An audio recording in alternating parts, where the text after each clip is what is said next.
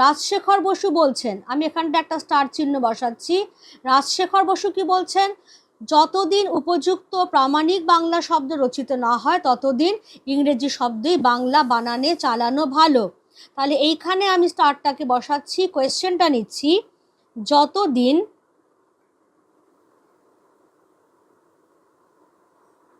উপযুক্ত ও প্রামাণিক বাংলা শব্দ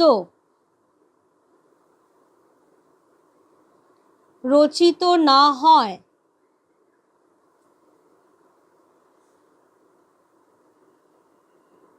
ততদিন লেখক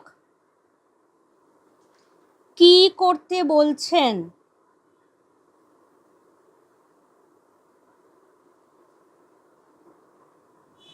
আনসার কি হবে?